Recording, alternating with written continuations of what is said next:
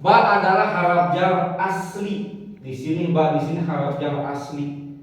Kalau itu ini dibaca kasroh. Tapi kita bukan fokus ke nahunya, kita akan fokus bahwa haraf jar asli itu memiliki muta'alaq. Muta'alaq itu ada yang diceritakan, ada yang dikira-kirakan gitu kan. Muta'alaq itu adalah sesuatu yang wajib melekat dikaitkan dengan haraf jar, karena kalau tidak ada kalimat atau kata-kata yang dikaitkan dengan haraf jar ini, Bismillahirrahmanirrahim ini bisa-bisa maknanya tidak sempurna. Karena itu kita butuh muta'alaq. Dengan menyebut nama Allah yang Maha Pengasih lagi Maha Penyayang, itu butuh penjelasan lain itu. Ada seseorang datang ke kamu, Assalamualaikum. Waalaikumsalam. Bismillahirrahmanirrahim. Dengan menyebut nama Allah yang Maha Pengasih lagi Maha Penyayang. Udah, dia langsung diam. Jelas nggak apa maksudnya? Nah, itu butuh muta'alaq, itu kata-kata atau kalimat yang mesti dikaitkan dengan bab ini. Nah, dalam konteks Bismillahirrahmanirrahim, sesuatu yang mesti dikaitkan, makna yang mesti dikaitkan adalah memulai sesuatu. Jadi ketika kita membaca basmalah, artinya apa? Saya memulai mengaji dengan menyebut nama Allah. Kalau sebelum makan, saya mulai makan dengan menyebut nama Allah.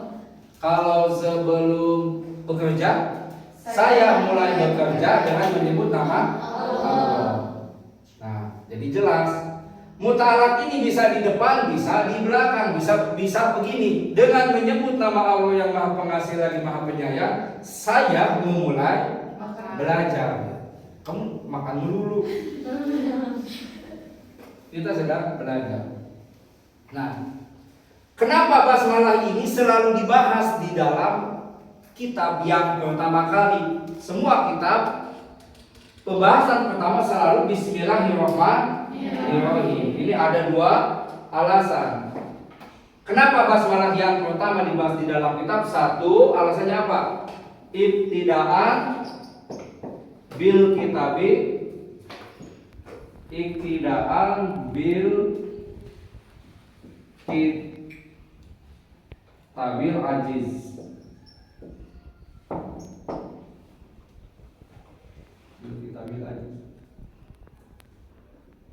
Maf'ul bin ajli, karena mencontoh, mengikuti bil kitabil ajiz dengan kitab yang mulia. Apa kitab yang mulia? Al-Quran. Setiap awal surat diawali dengan Bismillah, kecuali surat At-Taubah. Kamu kalau baca surat At-Taubah, baca ta'awud, langsung baca suratnya. Basmalahnya khusus surat At-Taubah tidak dibaca. Kitab Al-Quran yang suci itu, yang agung itu, setiap suratnya diawali dengan basmalah. Bukan di awal kitab, tapi setiap surat diawali basmalah. Makanya kita yang kitab ulama bukan kitab suci. Karena itu mereka mencontoh Al-Quran untuk mengagungkan Al-Quran. Maka diawalilah kitabnya dengan Bismillahirrahmanirrahim. Bahkan di dalam khobar Nabi mengabarkan bahwa bukan hanya Al-Quran yang diawali dengan basmalah, bahkan setiap kitab-kitab atau suhuf mushaf yang Allah turunkan dari langit melalui malaikat Jibril alaihissalam kepada Nabi, semua kitab-kitab itu diawali dengan Bismillahirrahmanirrahim. Setiap kitab-kitab samawi, kitab yang Allah turunkan kepada para nabi sebagian mushaf, itu sama, diawali dengan Bismillahirrahmanirrahim. Karena itu para ulama mengikuti, mencontoh, maka diawalilah kitabnya dengan menulis Bismillahirrahmanirrahim. Sama harusnya buku tulis kalian juga, buku tulis kita, sebelum nulis sesuatu tulis dulu Bismillahirrahmanirrahim. Lain buku dibuka, yang pertama kali ditulis adalah aku rindu kamu. Astagfirullahaladzim. Maka kalau sepanjang ngaji di pondok tidak salah tuh. pertama kali ditulis, harusnya yang pertama kali disebut adalah nama Allah. Biasain, udah juga kalau di catatan itu rapat Bismillahirrahmanirrahim. Kenapa? Nah, satu mencontoh kitab Al-Quran. Alasan kedua, kenapa Bismillah yang dibahas pertama di dalam kitab ini alasan yang umum. Ini tentang kebaikan. Nabi bersabda, Kulu amrin dibalin layuda'u pihi bismillah. Lanjut ke Kulu amrin dibalin layuda'u fihi bismillahirrahmanirrahim fahuwa atau abtar.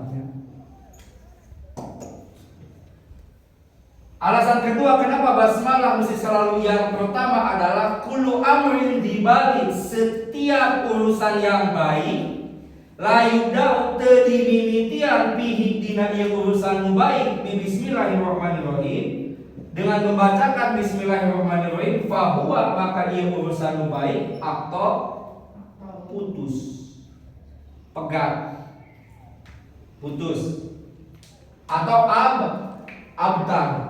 Abdal itu maknanya keturunannya terputus, tidak punya anak lagi, namanya abtar. Ini untuk aktivitas kebaikan yang umum. Kalau ini alasan mencontoh Al-Quran dalam penulisan, kalau ini setiap urusan yang baik, mengaji baik, setiap perbuatan dengan niat untuk menjalankan perintah Allah, maka itu semuanya amal soleh, maka semuanya kebaikan. Bahkan tidur di malam hari baik atau tidak? Baik, tidur di malam hari itu ibadah, dapat pahala. Makanya kita mesti berdoa. Apa doanya? Bismika Allahumma ahya wa amut. Sebab wa ja'alna naumakum subata wa ja'alna laila. Awas, seorang muslim iya tah nikmatna iman ka Allah Subhanahu wa taala. Jangankan salat jeung puasana jeung ngajina, tidur di malam hari itu mendapatkan pahala. Kenapa? Karena Allah menjadikan malam hari sebagai tempat untuk istirahat. Gelapnya menjadi selimut. Ya, selimut anu tadi naca ambi simutan jadi poek, kontak penting poek. Tah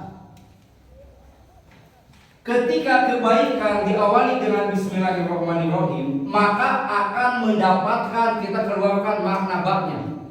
Bab dina ilmu nahwu memiliki 7 makna.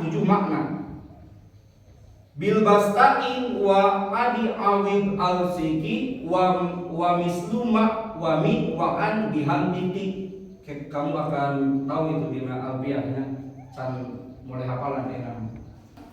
Para ulama dari 7 makna bab itu ada yang beberapa dikeluarkan dari haraf jarbi pada bismillah. Satu makna bab di sini adalah katanya isti'anah. Apa isti'anah? Memohon pertolongan. Jadi kalau kita membaca basmalah di dalam mengawali aktivitas yang baik, itu akan senantiasa mendapatkan pertolongan Allah Subhanahu wa ta'ala. Nunamina ditulungan ku Allah nusulasieun. Apa sih masalah yang tidak bisa dihadapi? Allah nu bakal nulunganana. Nu berat jadi apa, nu sulit jadi mudah. Anu jauh jadi dekat. Anu mahal murah. Cuma Allah mungkin bisa memberi kita kemampuan. Jadi anu tadi ieu teh 50 kilo da eta abi baca bismillahirrahmanirrahim nu 50 kilo. Jadi 5 kilo sanes kitu. Kita masuk laku kan. Jadi utama. Tapi kita akan memberi kemampuan. Bismillahirrahmanirrahim. Berat. Tiba-tiba ya bapak-bapak lewat. Kuat sih bapak-bapak teh. Bapak abi nyuntun pitulung tiasa pangkatkeun da eta teh. Hakikat mah pertolongan di nu penting mah eta barang kaangkat. Ya, bukan artinya. Nah itu membaca basmalah ini akan membuat kita mendapatkan pertolongan Allah Subhanahu wa ta'ala. Kemudian wa misluma Jeung makna ba oge saperti ma. Ba saperti ma apa arti ma? Bersama atau masuk sohib iba. Jadi ketika kita membaca basmalah di dalam berbuat baik, aktivitas yang baik, maka kita akan senantiasa bersama Allah Subhanahu wa Ta'ala. Bersama aplikasinya tuh Allah bersama kita. Kalau jalan sendiri kita sering takut. Jadi kita itu takut karena sepi. Ustaz kalau udah jam 12 malam di sini kerja, ingat ini jam 12 malam. Itu Ustaz langsung berzikir pada Allah dan pulang. Bukan takut, udah malam pokoknya, udah malam dia. Dasar sepunti Ustaz ya. Ganti jadwal lah, itu keluar Ustaz pulang gitu. Pergantian sleep. Nah, kita akan senantiasa dibersamai Allah Subhanahu wa Ta'ala. Geus mulai implikasieun.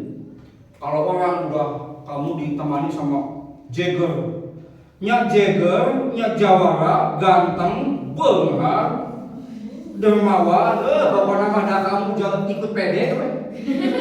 Teu nyandak acis, tapi da anu ngabarengan kamu teh jelmaan dermawan, nya beunghar, nya bager, da udin ka mana-mana teh pede we. Teu sieun. Jagoan masuk. Kenapa? Yang membersamai kita seseorang yang komo di barengan ku Allah Subhanahu wa Ta'ala. Naon anu matak sieun di alam dunia isukan sieun teu dahar. Di orok teu dahar.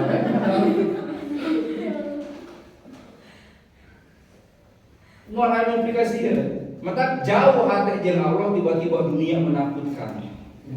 Ketika kita hanya takut kepada Allah, dunia mau ditakuti. Kalau kita tidak takut pada Allah, segala sesuatu dipikasi sieun. Takut kan anak isukan sieun teu makan, anak abi di pondok, ibuku di rumah.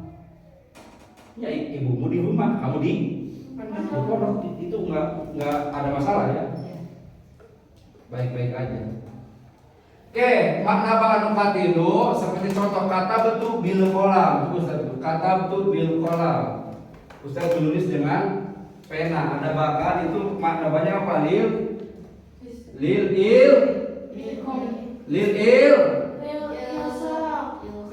sok. Nah, lil sok. Nah, lil sok itu artinya menempel, melekat. Nah, ketika kita membaca basmalah, maka Allah Subhanahu wa Ta'ala akan melekatkan fasilitas-fasilitas yang kita akan mudah di dalam melakukan pekerjaan. Allah akan membersamai kita. Kita akan senantiasa terhubung kepada Allah Subhanahu wa Ta'ala. Bukan hanya itu, apapun yang dibutuhkan, hanya saja kita tidak tahu sebagian gaib. Apa-apa yang dibutuhkan agar kebaikan ini senantiasa baik, Allah akan kirimkan. Di antara contohnya, salah satunya adalah Allah mengirim malaikat untuk melindungi kita. Allah udah Maha Pelindung, Al-Hafidh. Allah Al-Hafidh, Maha melindungi, Maha mengawasi. Udah gitu kadang, ya bukan kadang, dalam kebaikan tertentu, karena keberkahan basmalah ini, Allah juga mengutus malaikatnya untuk melindungi kita. Karena itu hidup jadi santri dilindungi ku Allah. Allah juga memerintahkan malaikat agar melindungi kita. Maka tekau pangorsa etik santri mah aya dinyarekan.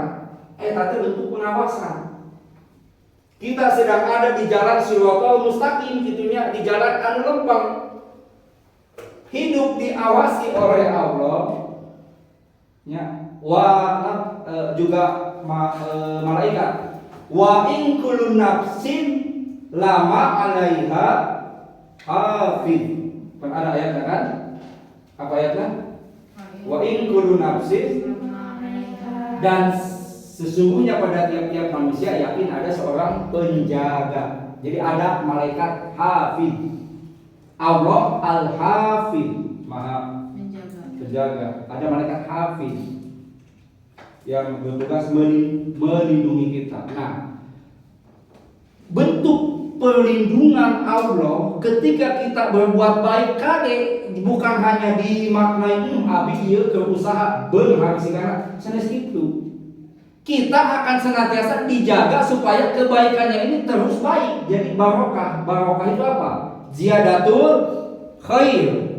Barokah itu apa? Apa itu ziyadatul khair? Selalu bertambah baik. Kemudian fa'inal malaikata tabau ajnihataha bi talibil ilmi ridwan bima yasna. Nih. Kemudian hadis yang lain, man kharaja fi talabil ilmi fa huwa fi sabilillah. Sing saja anu kaluar ti rumahna untuk mencari ilmu maka ada di jalan Allah. Ditambah hadis yang tadi, barang siapa yang menempuh perjalanan untuk mencari ilmu maka Allah akan permudah perjalanannya menuju surga. Dan sesungguhnya malaikat membentangkan sayapnya melindungi pencari ilmu karena malaikat suka dengan mencari ilmu. Berarti kalian ini ada di jalan Allah dan cara Allah melindungi kalian. Bentuk keberkahan hidup di jalan Allah sebagai santri adalah senantiasanya kalian dijaga supaya tetap menjadi seseorang yang soleha. Senantiasa supaya berbuat amal karena itu tekau ngomong nyareos ustaz punten.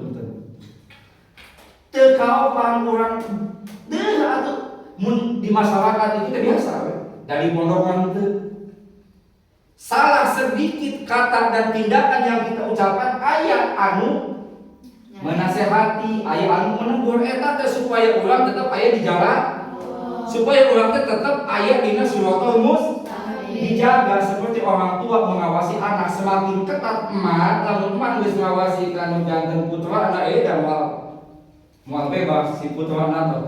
Jangankan menyentuh peso, kalau baru penglihatan si bayi udah mengarah ke peso, udah mulai siap-siap ya. Kenapa? Karena emak melindungi. Beda anu dilindungi. Tolongannya orang kada itu kadir jadur karena tembok. Tungtung meja ieu mana anak abi da sibuk nyawa HP. Nyapa kan mau jual anak. Beda tuh. Jadi jangan salah memahami nah hidup di pondok ini bebasnya emang ID awasi mah ya seperti ini. Tekawap orang bangor gitu ya. Dinasehati bahkan dicarekan ayat putih teh pengurus. Kamu tuh sholat tidak boleh telat kudu soleh ya itu teh sebetulnya hidup yang penuh berkah. Sebab ada juga seorang anak yang bebas, ada kulit teu ditanyakeun, ngomong jenis apapun teu dieuweungeunna kurang, pokona mah.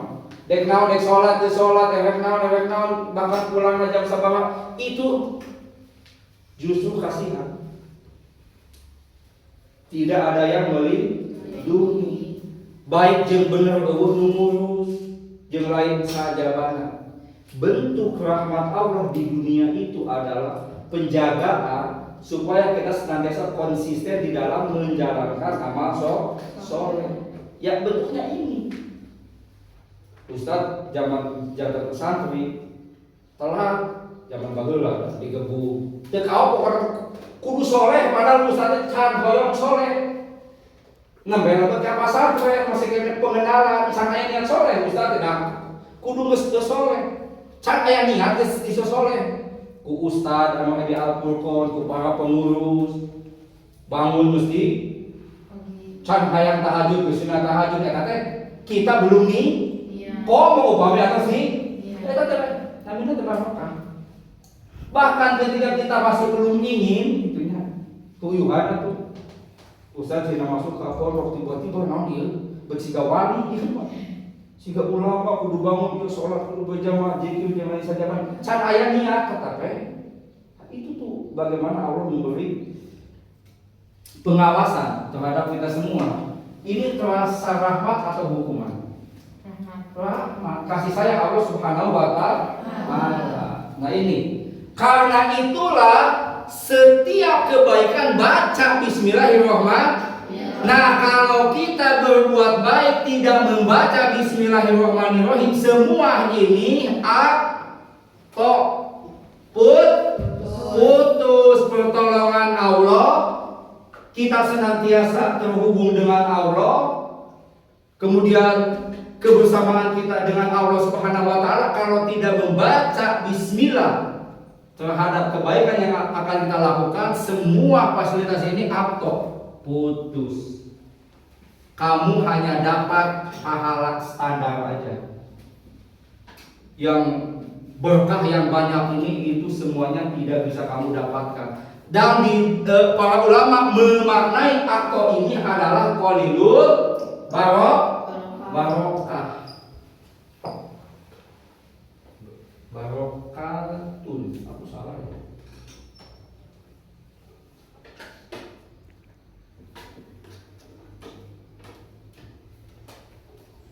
Diputuskan ku Allah Subhanahu wa taala. Jadi aku ku babaturan kamu bukan temanku, bagaimana perasaannya? Jadi aku ku orang tua kamu bukan anakku. Nah, dulu ada kardus di depan pintu waktu hujan. Bapak harus jujur sekarang. Di dalam kardus itu ada bayi. Lucu bayi lagi. Itu kamu nak? Kumaha? Diputuskan ku Allah Subhanahu wa taala. Bencana langit bumi bersaksi. Ditinggalkan, diantepkan. Ku Allah orang diantepkan. Padahal anu mau kita lakukan itu perbuatan yang baik kan. Orang dibaca basmalah baik, tetap baik, dapat pahala. Ngan tidak maksimal pahalanya. Kata ulama, qalilul barokah. Barokahna saeutik sebab lamun baca basmalah kita akan mendapatkan pertolongan Allah. Udah asa jagoan teh halik ieu mah ku abi. Nya pokona mah abi mah ngaji teh tah, abi mah gaduh ieu ngaji teh. Tidak kau kana meja malah pohok kana mana sorangan naon namina teh. Amnesia. Sekolah pinter-pinter, geus profesor geus segala rupa pokona mah ilmuna pinter, ti soledad ti dagor. Pohok kana ngaran aya bisa tomboro karena ilmu gitunya, tetap tekingin sombong. Tidak meminta tolong kepada Allah Subhanahu wa taala. Atau bukan hanya putus, bukan hanya barokah saeutik, bahkan disebutkan abetar. Fasholli li rabbika wanhar inna syani'aka huwal abtar. Dulu Nabi Muhammad disebut abetar. Nabi Muhammad disebut abtar. Kenapa? Karena Nabi Muhammad punya berapa anak? 7. 2 3 laki-laki, 4 perempuan. Ketiga putra Nabi Muhammad yang pertama Qasim. Makanya lakobnya Nabi Muhammad adalah kunyah. Kunyahnya Nabi Muhammad adalah Abul Qasim. Bapaknya Qasim. Ustaz, bapaknya siapa? Abul Hikam. Itu namanya kunyah. Your name? Putri. Nah, Abul Putri. Itu kunyah. Kemudian Abdullah, dan yang ketiga putra Nabi Muhammad adalah Ibrahim. Ibunya Maria Alkit. Ketiga putra Nabi Muhammad SAW ini meninggal dunia, wafat. Maka disebut oleh sebagian orang Arab Nabi Muhammad itu abtar, keturunannya putus. Kenapa? Karena tidak punya anak laki. Sebab dulu anak laki-laki dianggap penerus tahta keluarga. Urusan keluarga itu tidak bisa pindah ke anak perempuan. Sebab anak perempuan kalau menikah ya dibawa sama suaminya. Ustaz, berbeda, bukan beda, karena perempuan kalau udah nikah ikut suami. Makanya ketika seorang laki-laki tidak punya anak laki-laki, ya itu masalah-masalah keluarga dan lain sebagainya seolah-olah akan berhenti pindah. Nah ini bagi orang Arab dulu sangat menyedihkan. Nabi Muhammad disebut abtar karena tidak punya anak laki, bukan tidak punya anak. Yang artinya abtar di sini adalah terhentinya keturunan, bahkan ada yang memaknai mandul. Nah, apa teman-teman? Jadi kalau kamu mandul tidak bisa punya anak. Nah kalau kamu berbuat baik, tidak membaca Bismillahirrahmanirrahim, maka akan ya bukan artinya kayak gitu. Itulah kudu ngaji kudu ngaji kecil supaya ulah salah memahami. Si itu kuna mandul tarawas-tarawas malahan. Aneh seperti itu. Artinya kebaikan ini tidak bisa berkembang, tidak bisa turun temu. Kebaikan yang mudah, seperti orang yang tidak punya keturunan selesai berbuat baik tamat. Tapi kalau baca basmalah, meskipun kebaikannya mudah dilakukan, tetapi pahalanya bisa terus ada. Contoh di dalam hadis disebutkan, kalau seorang muslim capek mencari nafkah di dunia, kalau kalian ini santri, kita 24 jam hidup di Al-Furqan, sebelum subuh udah bangun aktivitas ngaji, mencari ilmu dan lain sebagainya. Di malam hari kecapean istirahat, barokah di Allah. Ketika kita sedang tidur, ngehep-hep udah capek, itu ada dosa yang Allah ampuni saat kita tidur.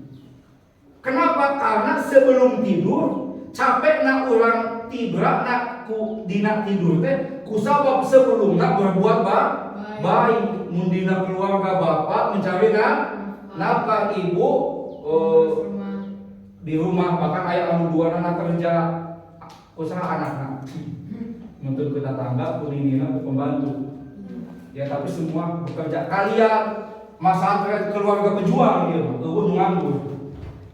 Anak di pesantren misalnya teh, bapak, ada apa anaknya di pesantren dia bisa santai.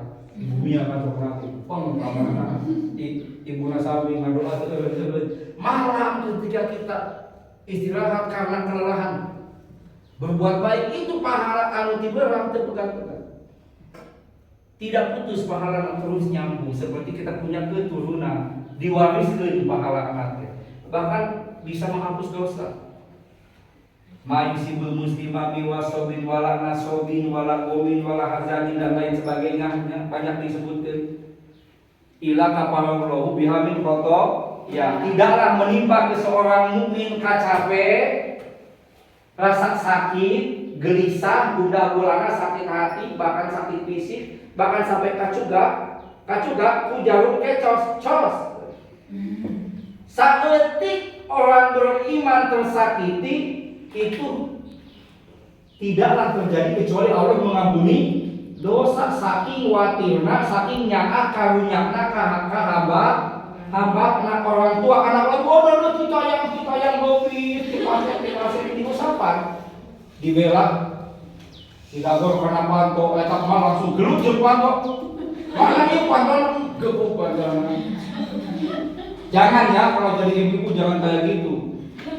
Ke si anak punya masalah, ibu lu mesti gelut. Bagus dibiasa, kumaha anu ieu panto digebuk. Akhirnya anak itu dendam ke panto.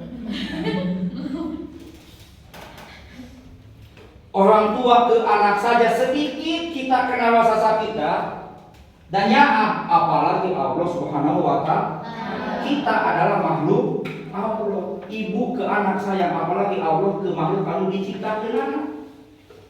Sayang mata itu barokah tina iman, tina basmalah. Nah, semua kebaikan ini akan berkembang menjadi investasi yang sangat besar ketika senantiasa segala sesuatu menyebut Allah Subhanahu wa Ta'ala. Kadek dulu amrin di balin setiap perkara anu baik. Bismillah abi bade nyumbang, tapi duitnya menang maling.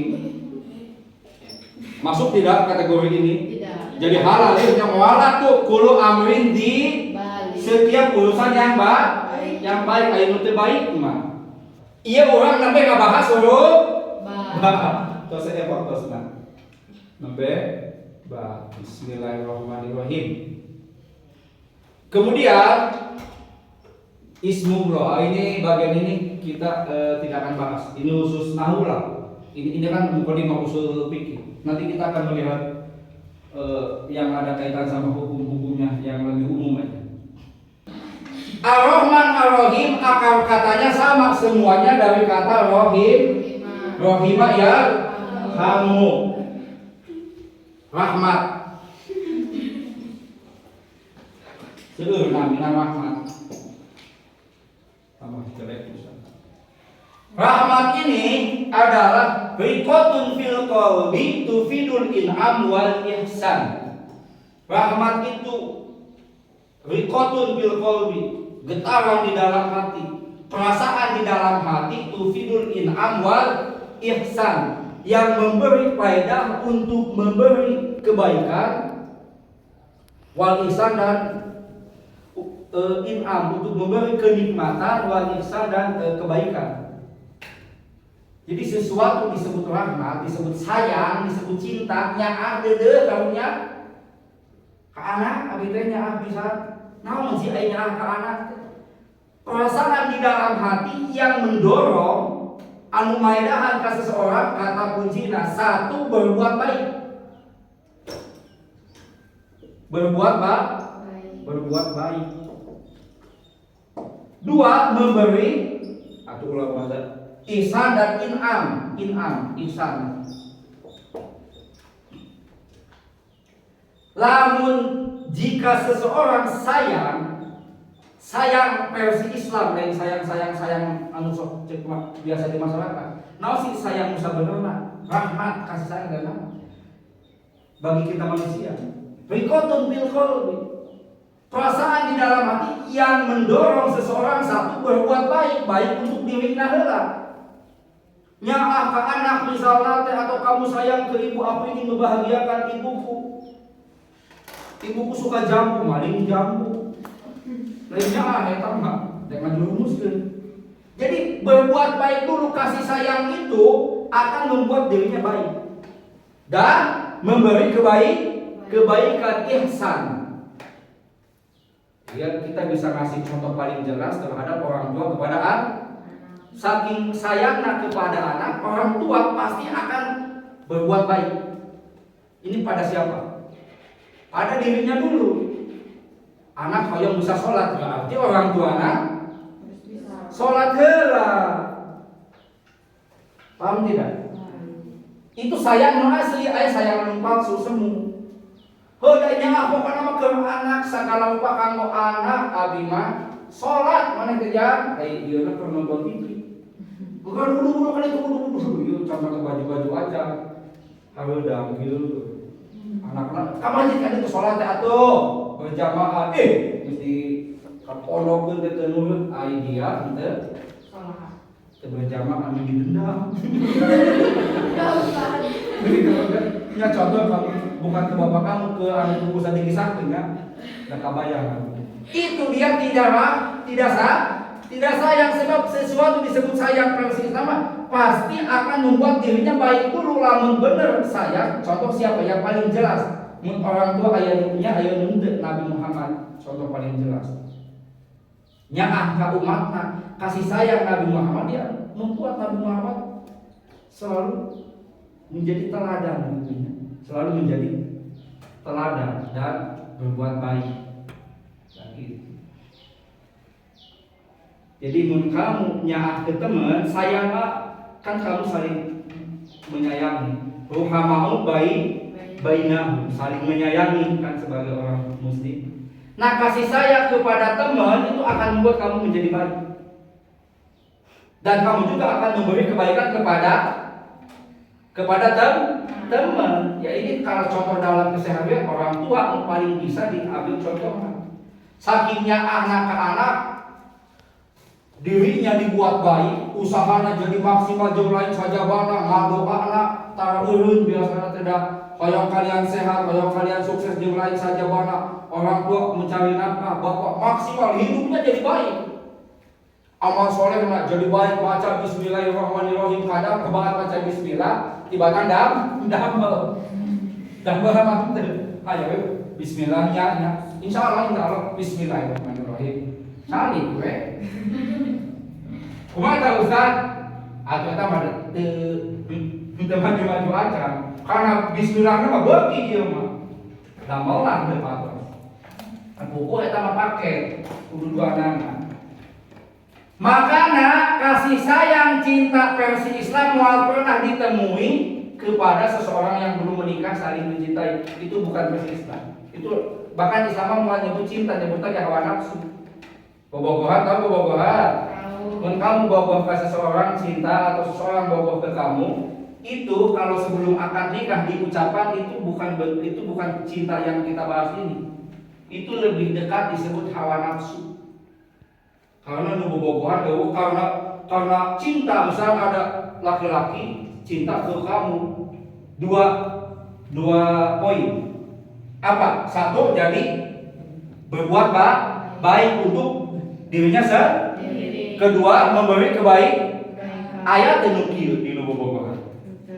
Teu aya makana lain rahmat, lain kasih sayang, lain cinta, itu mah hawa nafsu. Hawa nafsu.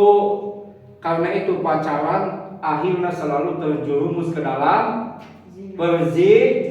Na'udzubillah min, karena memang tidak ada rahmat. Karena itu memang bukan cinta, bukan kasih sayang, tapi hawa nafsu. Itu untuk versi kita. Sayang versi manusia. Nah, Ar-Rahman Ar-Rahim ini apa sih maksudnya Allah Maha Pengasih lagi Maha Penyayang? Gini, Allah memiliki 100 rahmat. Erase.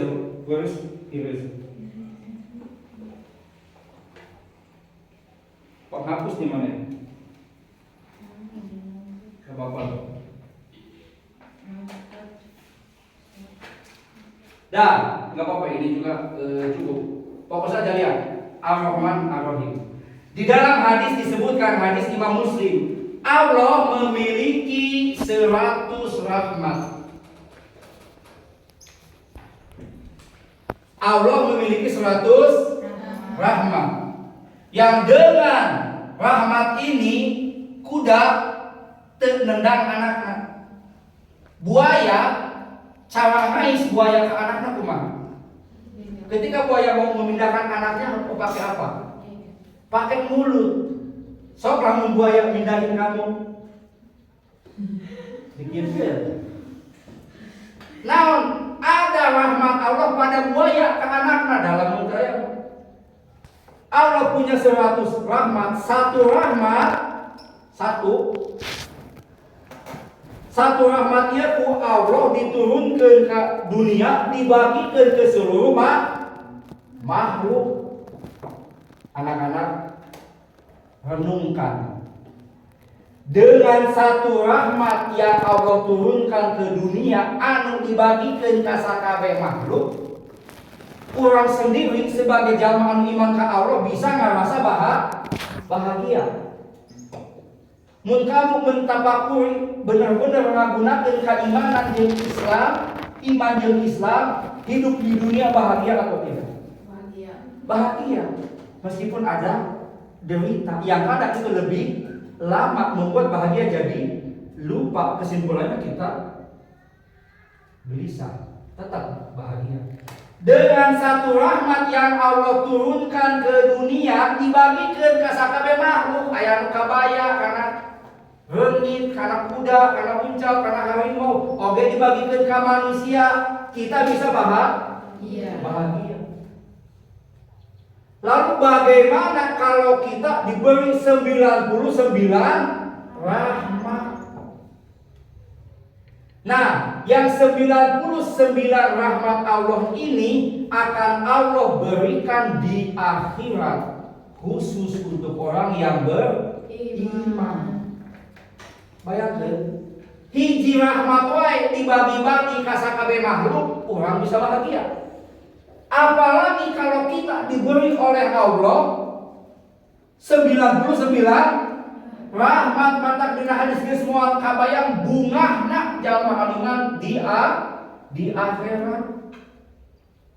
Ku hiji rahmat sakumaha gedena dosa jalma langit jeung bumi katutupan ku dosana naon sebab nipu sakabeh jalma saalam dunya eta dosa kitu kago. Nu ditipu nate saalam dunya ditipu ku manehna.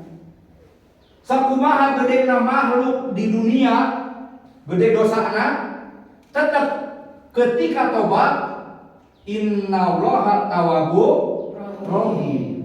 Ku hiji rahmat Allah wae dosa jalma bisa diampuni. Mun tobat sungguh-sungguh, komo lamun di akhirat kita pula sieun. Di akhirat teh Allah punya 99 rahmat. Hiji rahmat wae nu aya di bumi sakabeh jalma bisa diampuni ku Allah lamun tobat. Komo aya 99 rahmat. Meskipun alam barzakh mun dibaca pikasieun pada masyar, yaumul mizan, hisab, akhirat gitunya. Ya Allah punya 99 rahmat anu teh dipasikeun di akhirat. Nah, sifat Allah anu ngagaduhan hiji rahmat anu dibagikeun di alam dunya ieu namina Ar-Rahman.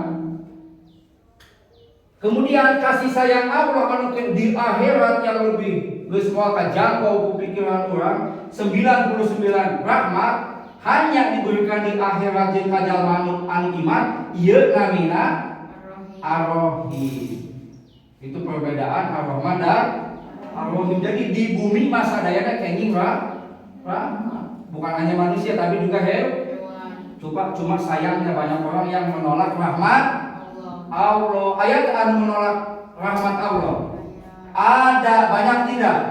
Banyak tidak Al-Quran. Salah satu bentuk rahmat Allah yang paling jelas adalah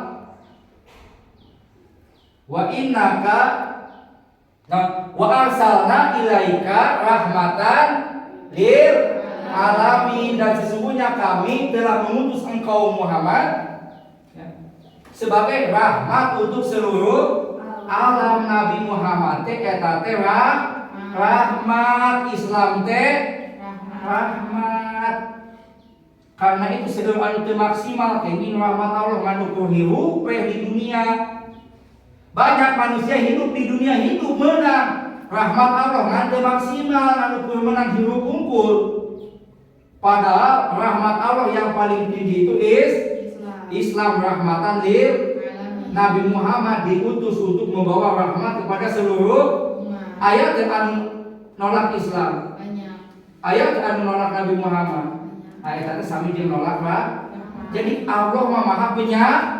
Tapi kadang manusiana anu menong matak dina hadis Nabi bersabda kullu ummati yadkhulunal jannah ilama aba. Setiap umatku masuk surga kecuali yang tidak mau. Sahabat kaget. Setiap umatku masuk surga kecuali yang tidak mau. Sahabat nanya, qala mayyabba ya Rasulullah? Siapa yang gak mau ke surga ya Rasulullah? Man atau ani dakhalal jannah?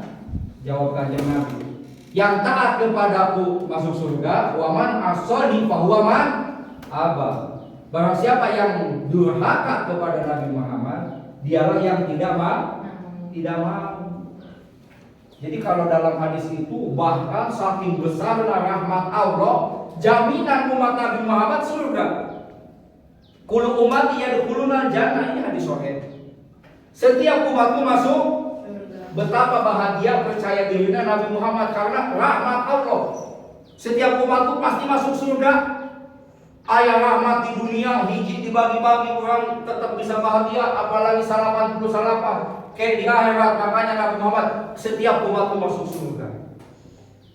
Ila man aba, kecuali yang tidak.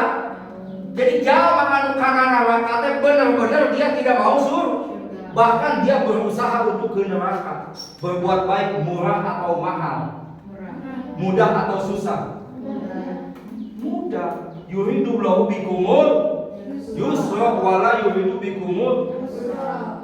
Jadi maksiat durhaka ke Allah, jalan ke neraka itu sulit padahal mahal. Anu selot, tahu selot? Judi haram. Banyak tidak anu habis hartana, nu bangkrut, bahkan sampai aya anu bunuh, tadi hayang ka keke, dia berjuang untuk itu. Tahu tidak dia jalan ke surga? Apa? Anu kaitan jeung harta. Infak sedekah besar atau tidak infak sedekah zakat? Tapi lamun karena maksiat lebih ke harta sehat, gak suka karena saluginal. Betapa orang berusaha untuk menjauhi jalan, maka dia betul-betul tidak mau menerima rahmat. Nah, anak-anakku sekalian, alhamdulillah,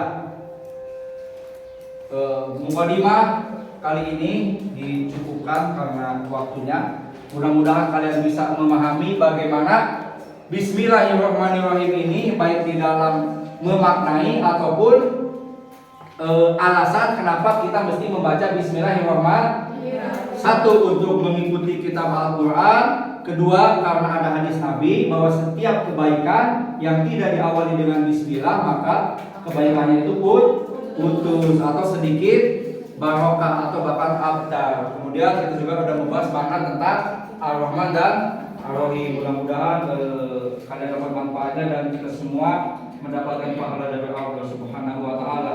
Alhamdulillahirabbil alamin wa billahi a'lam bissawab. Assalamualaikum warahmatullahi wabarakatuh.